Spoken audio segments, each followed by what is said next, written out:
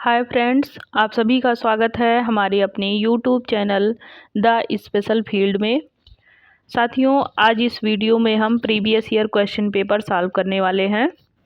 और जैसा कि आप लोग वीडियो में देख पा रहे होंगे, ये पेपर आपका है अली आवर जंग राष्ट्रीय वाक एवं सर्वर दिव्यांगजन संस्थान मुंबई के द्वारा DEd special education hearing impairment में ये पेपर कराया गया है। ये आपका डीएड के फर्स्ट सेमेस्टर का फर्स्ट थ्योरी पेपर है और सब्जेक्ट है आपका इंट्रोडक्शन टू डिसेबिलिटीज। ये पेपर केवल एचआई में नहीं पढ़ा जाता है, बल्कि ये वीआई, आईडीडी तीनों ट्रेड में पढ़ा जाने वाला कॉमन पेपर है। तो इसलिए यहाँ पर चाहे वो बच्चा एचआई का हो, वीआई का हो या फिर आईडीडी का हो, तीनों बच्चे इसके जो पेपर सॉल्व कराए जा रहे हैं इंट्रोडक्शन टू डिसेबिलिटी के, ये पेपर सॉल्व करेंगे। तो आप लोग देख सकते हैं कि ये पेपर कैसे सॉल्व करना है। तो सबसे पहले देख लेते हैं कि ये पेपर आपका 2023 का पेपर है और इसमें आप समय देख सकते हैं कि ये 2 बजे से 5 बजे तक ये पेपर हुआ था। और इस बार जो पेपर होने वाला है वो फर्स्ट ईयर का सुबह में हो रहेगा, आपका 10 से 1 बजे तक रहेगा। और आप देख सकते हैं कि ये अधिकतम अंक इसमें 45 अंक के होते हैं और 3 घंटे का इसमें समय होता है। तो 45 अंक लाने के लिए हमें ये पेपर सॉल्व करना है। चलिए देखते हैं कि इसमें जो हमारा पहला प्रश्न होगा वो बहुविकल्पीय टाइप होगा, यानी कि बहुविकल्पीय प्रश्न दिए होंगे जिसमें 5 से 10 क्वेश्चन भी हो सकते हैं। वैसे 5 क्वेश्चन, ये आपका एचआई का पेपर है तो इसमें 5 क्वेश्चन रहेंगे। यदि यहीं पे आईडीडी का पेपर होता तो उसमें फुल फॉर्म ज़्यादा पूछे जाते हैं, साथ ही साथ उसमें आपके क्वेश्चन की संख्या भी ज़्यादा होती है। तो आप लोग फुल फॉर्म वगैरह ज़्यादा पढ़ेंगे जो आईडीडी के बच्चे होंगे। बाकी एचआई के जो बच्चे होंगे वो बच्चे थोड़ा सा कॉन्सेप्ट क्लियर करके पढ़ें, क्योंकि उनको इस तरीके से ट्रू एंड फॉल्स के रूप में पूछा जाता है ज़्यादातर। तो और जो वीआई के बच्चे हैं उनसे वन लाइनर में पूछा जाता है, तो वो भी सतर्क रहें और जिस भी तरीके से उनके पेपर में पूछा जाता है उसको ध्यान में रखते हुए पेपर सॉल्व करें। लेकिन यहाँ पे जो ये तीनों ट्रेड के बच्चे हैं, ये तीनों ट्रेड के बच्चों के लिए इम्पॉर्टेंट है, क्योंकि इसमें से ऐसा नहीं है कि सेम टू सेम ऐसे ही पेपर पूछा जाएगा हियरिंग इम्पेयर्ड बच्चों के लिए। नहीं, कुछ फुल फॉर्म भी दिए जा सकते हैं, कुछ वन लाइनर इस टाइप का भी पूछा जा सकता है ट्रू फॉल्स में, कुछ वन लाइनर बहुविकल्पीय प्रश्न भी पूछे जा सकते हैं।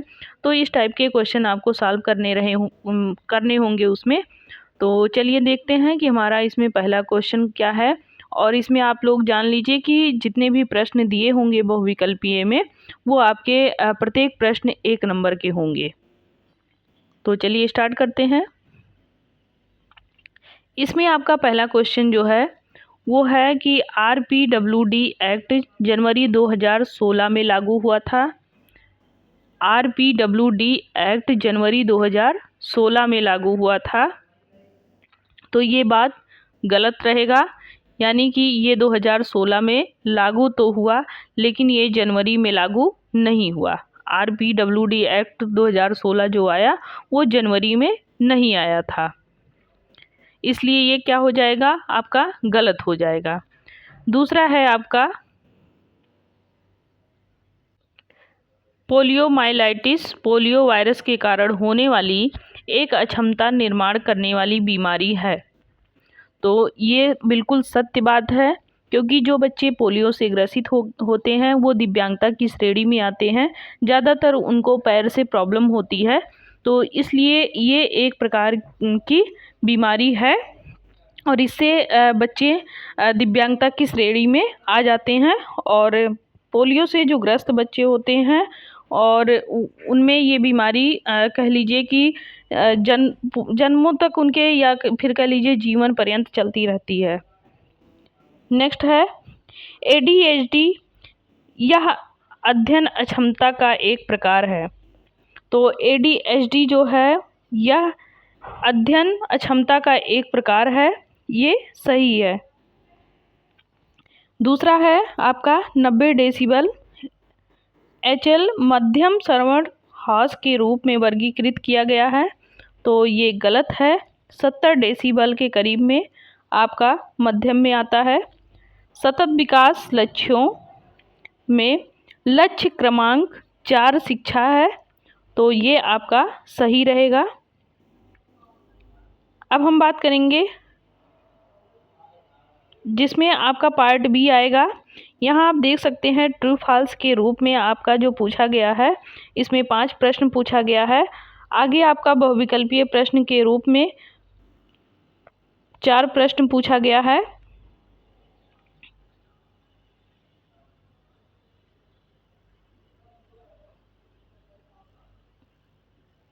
आप देख सकते हैं यहाँ से पहला प्रश्न है इसमें, निम्न में से कौन सा विशिष्ट अध्ययन दिव्यांगता का उदाहरण है? तो विशिष्ट अध्ययन दिव्यांगता का मतलब होता है जो अधिगम अक्षमता के अंतर्गत आता हो। तो अधिगम अक्षमता के अंतर्गत क्या आता है? डिसलेक्सिया आता है आपका। घर से पाठशाला के संक्रमण के संदर्भ में कौन सा शीघ्र हस्तक्षेप का प्रतिमान नहीं है? तो घर से पाठशाला के संक्रमण के संदर्भ में जो शीघ्र हस्तक्षेप का प्रतिमान नहीं है वो होता है आपका पाठशाला आधारित, यानी कि केंद्र आधारित और गृह आधारित, अस्पताल आधारित, इन तीनों में हस्तक्षेप के कार्यक्रम किए जाते हैं, लेकिन पाठशाला से आधारित जो होता है वहाँ पर शीघ्र हस्तक्षेप का जो कार्यक्रम होता है वो नहीं हो पाता है। नेक्स्ट क्वेश्चन है हमारा कि कौन सी दिव्यांगता मॉडल का उद्देश्य बाधाओं को कम करना और सुलभ पर्यावरण का निर्माण करना है? तो इसमें आपका आ जाएगा मानव अधिकार। नेक्स्ट क्वेश्चन है कि निम्न में से कौन सी मांसपेशियों की वंशानुगत आनुवांशिक बीमारी है? तो ये मस्कुलर डिस्ट्रॉफी है जो कि आनुवांशिक बीमारी है आपकी। अब इसी का हम पार्ट 2 देखेंगे। इसमें पहला क्वेश्चन आपका पूछा गया है कि स्वालीनता श्रेणी दोष का कोई एक कारण लिखिए, यानी कि स्वालीनता जो दोष आता है ऑटिज्म से जो ग्रसित बच्चे होते हैं उसका कोई एक कारण लिखिए। तो वंशानुगत जो होता है ये आपका बेस्ट कारक होगा इसमें। दूसरा है बुद्धि दिव्यांगता को परिभाषित करें, यानी कि बुद्धि दिव्यांगता क्या है? तो बुद्धि दिव्यांगता तब होती है जब आपकी मानसिक क्षमताओं की जो सीमाएं होती हैं, जैसे कि बुद्धि, सीखने और रोज़मर्रा के जीवन कौशल को ये प्रभावित करती है। यानी कि इसको बौद्धिक दिव्यांगता भी बोलेंगे, जिसमें तर्क करने, चिंतन करने, सीखने या फिर कह लीजिए कि सोचने की जो क्षमता होती है वो कम हो जाती है, जिससे जीवन प्रभावित रहता है। नेक्स्ट आपका क्वेश्चन हो जाएगा कि शीघ्र पहचान का कोई एक महत्व लिखिए। तो शीघ्र पहचान कर लेने से समस्या को जटिल रूप से रोका जा सकता है, यानी कि अगर शीघ्र पहचान कर लेंगे तो दिव्यांगता जो अपना परम प्रकाष्ठा पर पहुंचने वाली होती है, तो वहाँ तक पहुँचने से हम इसको रोक सकते हैं, यानी कि एक जटिल प्रक्रिया बनने से पहले ही इसको हम रोक सकते हैं। दूसरा है कि कोई 2 राष्ट्रीय संस्थानों के नाम लिखिए। तो इसमें आपका आ जाएगा, पहला होगा आपका AYJNISHD, इसका फुल फॉर्म हो जाएगा अली यावर जंग national institute of speech and hearing disabilities, जो कि ये मुंबई में स्थित है। नेक्स्ट हो जाएगा NIEPID national institute for the empowerment of person with intellectual disabilities, जो कि सिकंदराबाद में स्थित है। नेक्स्ट क्वेश्चन है आपका कि शीघ्र हस्तक्षेपन केंद्रों के कोई 2 प्रतिमानों के नाम लिखिए। तो शीघ्र हस्तक्षेप में आपके क्या क्या कार्य करते हैं? एक गृह आधारित हस्तक्षेप होता है, इसमें एक केंद्र आधारित होता है। गृह आधारित में क्या होता है कि बच्चे के घर जाकर बच्चे की पूरी जानकारी इकट्ठा करके और उसको वहाँ पर शिक्षित किया जाता है, और वहाँ पर उसकी दिव्यांगता को जटिल होने से रोका जा सकता है। दूसरा है केंद्र आधारित, बच्चे की दिव्यांगता को रोकने के लिए किसी एक जगह पर केंद्र स्थापित होता है तो वहाँ पर लेके जाते हैं, और साथ ही साथ एक अभिभावक दूसरे अभिभावक से भी मिलकर वहाँ पर अपनी समस्या का वहाँ पे आदान प्रदान कर पाते हैं। तो ये शीघ्र हस्तक्षेप के दो प्रतिमान हो गए, एक गृह आधारित, एक केंद्र आधारित। दूसरा क्वेश्चन आता है आपका cross disability early intervention centre द्वारा प्रदान किए जाने वाले कोई दो सेवाओं के नाम लिखें। तो कोई दो सेवाएं आपकी कौन कौन सी हैं? एक हो जाएगा आपका चिकित्सा सेवाएं, जो कि बहुत ही आसान है। एक स्कूल की तैयारी। ये दो अगर आप याद रखते हैं और आपके ये माइंड में याद रखने में भी आसानी होगी, तो आप ये दो बहुत अच्छे से याद कर सकते हैं, चिकित्सा सेवाएं और स्कूल की तैयारी। इसके साथ साथ आप दूसरा भी याद कर सकते हैं कि जैसे स्कैनिंग हो गया, स्कैनिंग एंड टेस्टिंग, या फिर स्क्रीनिंग इसको बोलते हैं, सॉरी, स्कैनिंग को स्क्रीनिंग भी बोलेंगे, स्क्रीनिंग एंड टेस्टिंग। और दूसरा हो जाएगा काउंसलिंग। तो ये दोनों भी आप शामिल कर सकते हैं। इस प्रकार से आपको 4 नाम याद हो जाएंगे, और चारों नाम अगर आपको याद हैं तो 2 लिखने में कोई समस्या ही नहीं आएगी। नेक्स्ट क्वेश्चन है आपका कि दिव्यांगता के क्षेत्र में मानव संसाधन की कोई दो अंतर्राष्ट्रीय संस्थाओं के नाम लिखें। तो अंतर्राष्ट्रीय जो संस्थाएं हैं उनमें आपका यूनिसेफ आ जाएगा, UNICEF, और ये दूसरा आपका आ जाएगा यूनेस्को। नेक्स्ट क्वेश्चन आपका है कि शीघ्र हस्तक्षेपन को परिभाषित करें। शीघ्र हस्तक्षेपन क्या है? तो शीघ्र हस्तक्षेपन वह प्रक्रिया होती है जिसके माध्यम से बच्चे की समस्या का समाधान किया जाता है। शीघ्र हस्तक्षेपन तभी इसमें प्रभावी माना जाता है जब उसका शीघ्र पहचान कर लिया गया हो, क्योंकि जितना जल्दी उसकी पहचान कर लेंगे उतना ही जल्दी उसके लिए हम अंतराक्षेपण विधि का प्रयोग कर सकते हैं, यानी कि उतना ही जल्दी उसके रुकावट में हम अपना कार्य कर सकते हैं। नेक्स्ट क्वेश्चन है हमारा कि श्रवण बाधिता के 2 प्रकार लिखें। तो श्रवण बाधिता के 2 प्रकार में आपका हो जाएगा चलित श्रवण दोष, दूसरा हो जाएगा संवेदी श्रवण दोष। यदि हम बात करें इसमें चलित श्रवण दोष की, तो जब बोन्स यानी कि हड्डियां कंडक्शन का थ्रेशोल्ड सामान्य हो जाता है और कान कंडक्शन का जो थ्रेशोल्ड होता है वो असामान्य हो जाता है, तो जो दोनों के बीच की दूरी होती है वो 10 डेसिबल से भी अधिक हो जाती है। इससे श्रवण जो अक्षमता होती है उसके अंतर्गत चलित श्रवण दोष के नाम से जाना जाता है। जैसे कि कान के बाह्य मध्य दोनों में उत्पन्न जो समस्याएं होती हैं वो क्या कहलाती हैं? चलित श्रवण दोष। दूसरा है हमारा संवेदी श्रवण दोष। जब कान में कंडक्शन और बोन कंडक्शन दोनों असामान्य तथा उनके जो बीच की दूरी 10 डेसिबल से भी कम हो जाए तो उसे संवेदी श्रवण दोष बोलते हैं। अब हम बात करेंगे नेक्स्ट क्वेश्चन की। इसमें पूछा गया है बुद्धि दिव्यांगता के कारण लिखें।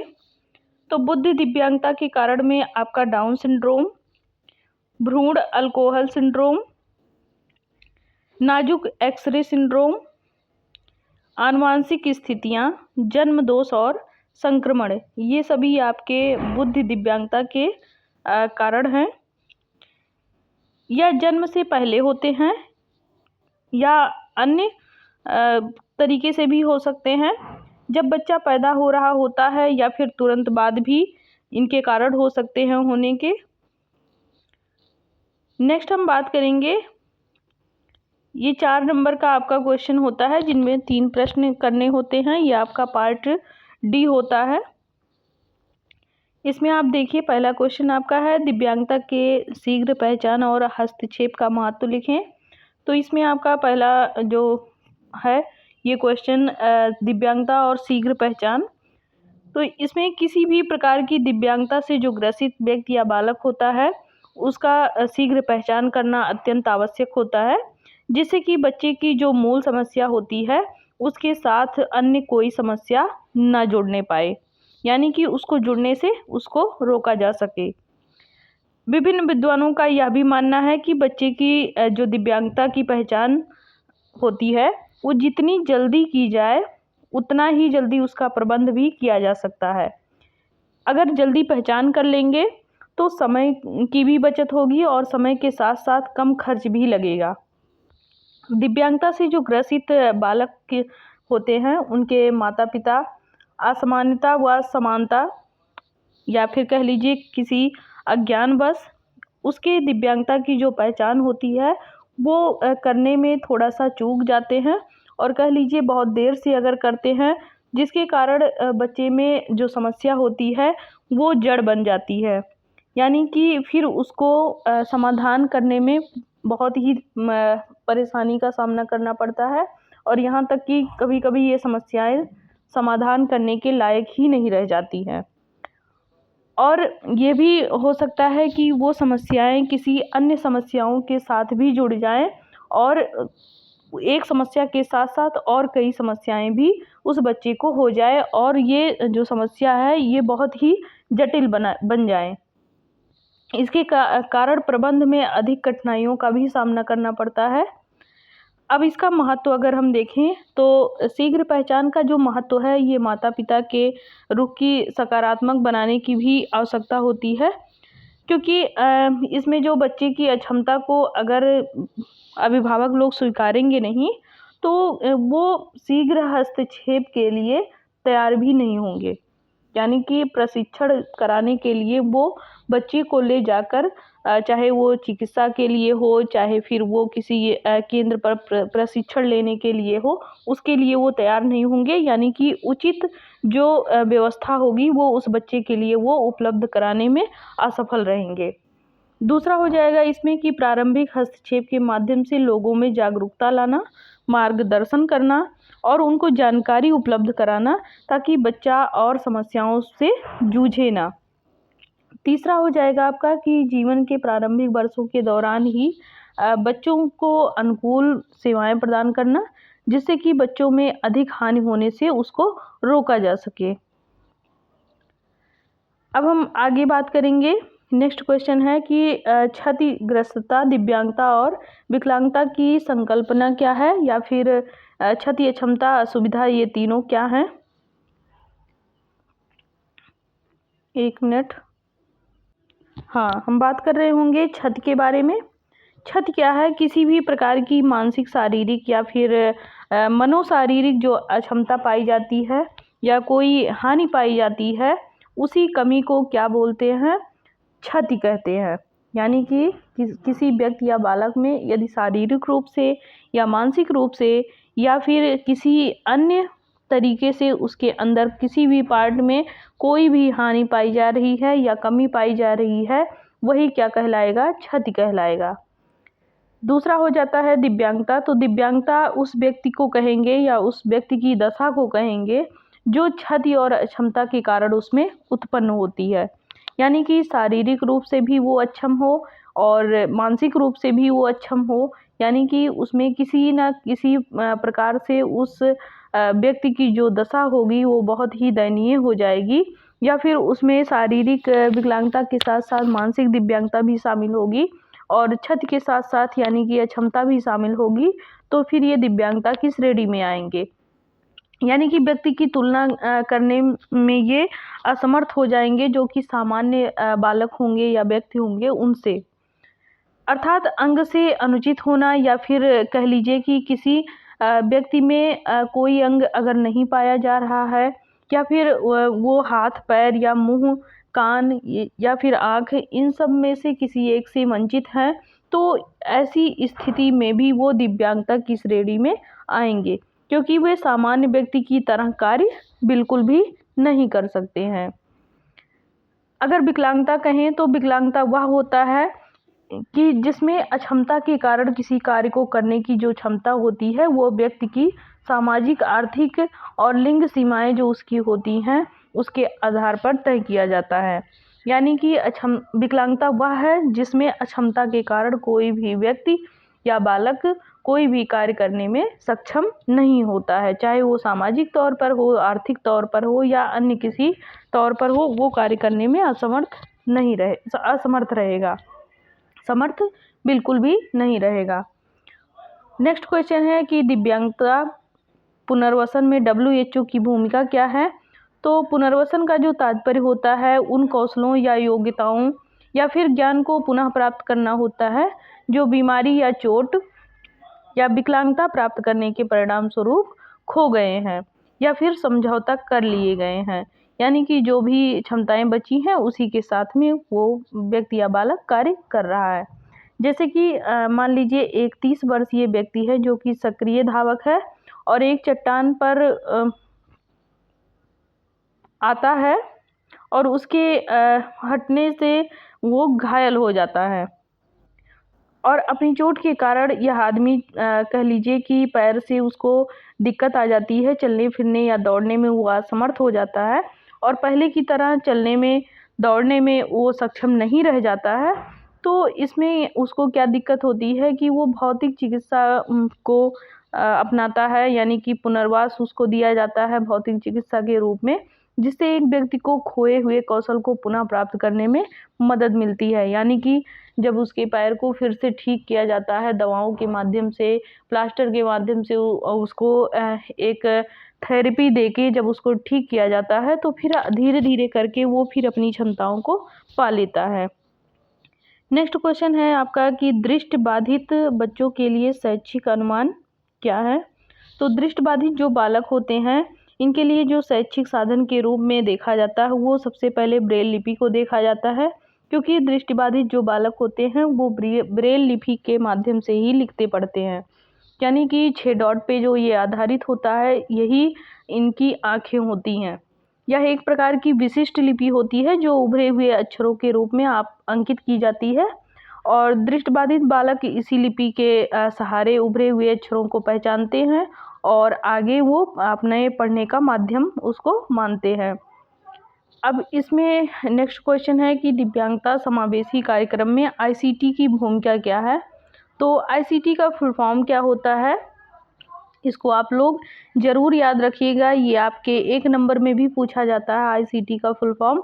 तो बहुविकल्पीय प्रश्नों में अगर पूछा गया है तो आपको फुल फॉर्म अच्छे से आना चाहिए, कोई भी स्पेलिंग मिस्टेक नहीं होनी चाहिए। तो इसका फुल फॉर्म है इंफॉर्मेशन एंड कम्युनिकेशन टेक्नोलॉजी, इसको बहुत अच्छे से ध्यान रखिएगा आप लोग, ये काफ़ी पेपरों में पूछा जाता है, केवल इंट्रोडक्शन टू डिसेबिलिटी में नहीं।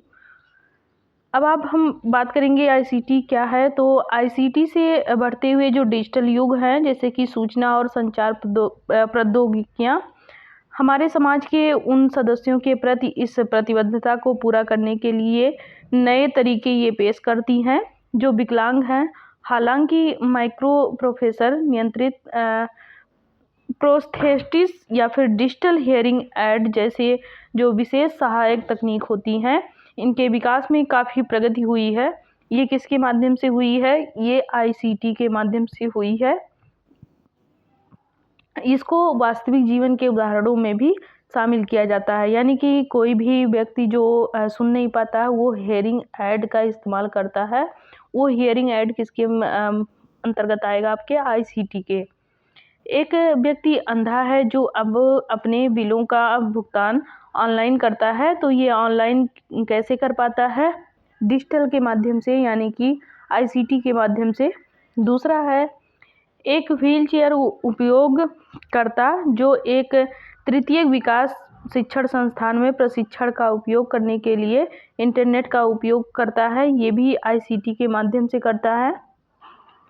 एक व्यक्ति जो कि अपने अंगों का उपयोग खो चुका है लेकिन ध्वनि पहचान सॉफ्टवेयर का भी उपयोग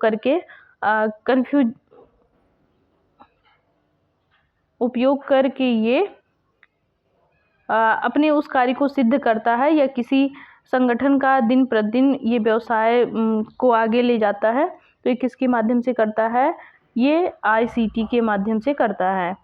नेक्स्ट है कि एक नेत्रहीन व्यक्ति जो कि एक स्मार्टफोन के कैमरे और ऑडियो और पाठ पहचान क्षमताओं का उपयोग करके ये मुद्रित कागज दस्तावेजों को ये पढ़ता है, तो किसके माध्यम से करता है? ICT के माध्यम से करता है। दूसरा है कि एक बधिर व्यक्ति जो कि नए कौशल सीखने के लिए बंद कौशल वाले लवंजाइनम वीडियो का उपयोग करता है, तो किसके माध्यम से करता है? यह भी ICT के माध्यम से करता है। नेक्स्ट क्वेश्चन है इसमें आपका कि विशिष्ट अध्ययन क्षमता के विविध प्रकार और कारणों का वर्णन करें। तो विशिष्ट अध्ययन क्षमता एक ऐसी क्षमता होती है जिसमें कि पढ़ने लिखने, मौखिक, लिखित या अभिव्यक्ति में छात्र पिछड़े रहते हैं।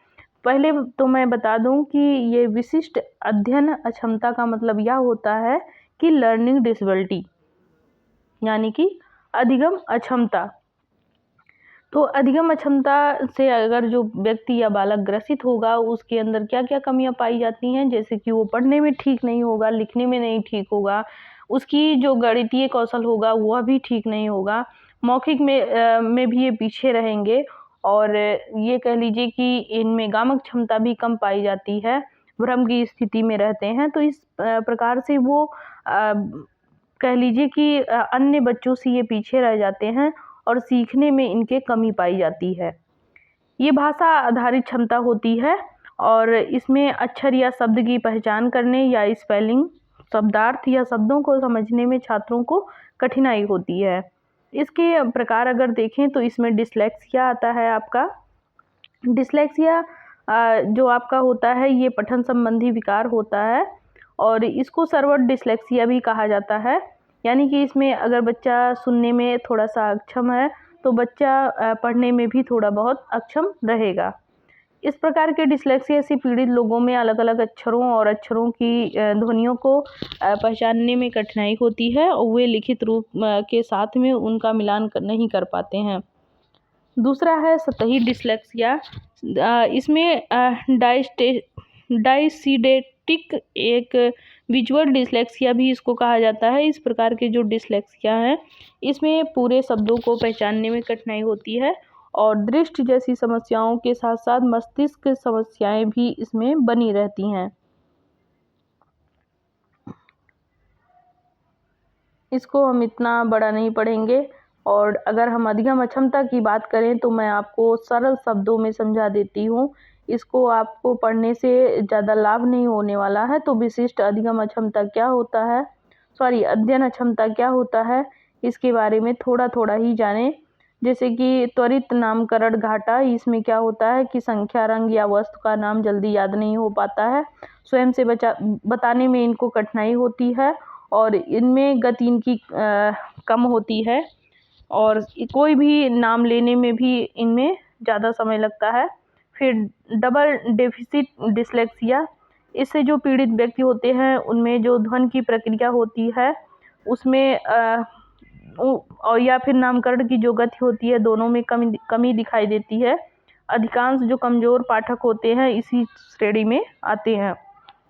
अध्ययन अक्षमता के कारण और भी क्या क्या होता है, ये अध्ययन अक्षमता आपके अधिगम अक्षमता से ही रिलेट करता है, तो इसलिए आप जान सकते हैं कि इसमें और क्या कारण हो सकते हैं। जिसमें आनुवंशिक कारण भी हो सकता है कि डिस्लेक्सिया आपके जीवन से भी ये जुड़ा होता है और यही कारण है कि ये अक्सर परिवारों में चलता रहता है। यदि आपके माता पिता में किसी भी एक को डिस्लेक्सिया है तो आपको डिस्लेक्सिया होने की संभावना 30 से 50% तक हो सकती है। और गर्भावस्था के दौरान अगर निकोटीन, ड्रग्स या शराब जैसे हानिकारक पदार्थों का अगर सेवन कर रहे हैं तो इससे भ्रूण या फिर मस्तिष्क जैसे कि मानसिक बीमारी या फिर कह लीजिए मानसिक रोग, इन सब से बच्चा ग्रसित हो सकता है। तो ये था आपका इंट्रोडक्शन टू डिसेबिलिटी का पेपर जो कि सॉल्व किया गया है और आप लोग इस पेपर को बहुत अच्छे से सॉल्व करें। जो चीज़ें बताई जाए उसको गहराई से लेते हुए इसको सॉल्व करें। और आप देख सकते हैं ये अक्टूबर 2023 का पेपर है, यानी कि 22-24 बैच है ये और 21-23 बच्चों के लिए भी है। तो इसको आप लोग ध्यानपूर्वक पढ़ेंगे। कहीं भी कोई भी अगर दिक्कत समस्याएं आ रही हैं तो कमेंट बॉक्स में लिखेंगे। कोई क्वेश्चन और भी हैं जो सॉल्व नहीं कर पा रहे हैं तो कमेंट बॉक्स में आप लोग डालें। जो चीज़ें आपके पास ना हो प्रोवाइड करने का पूरा प्रयास किया जाएगा। आप लोग कमेंट बॉक्स में उसको ज़रूर लिखें। बाकी वीडियो कैसी लग रही है इसके बारे में ज़रूर लिखिएगा। यदि आपको वीडियो अच्छी लग रही है तो वीडियो के बारे में आप लोग अपने संगी साथी को भी बताएं ताकि उनको भी लाभ मिल सके। इसके साथ साथ वीडियो अच्छी लग रही हो तो लाइक करें, सब्सक्राइब करें और अपने मित्रों को भी शेयर करते रहें। तब तक के लिए बहुत बहुत धन्यवाद। Bye bye, take care.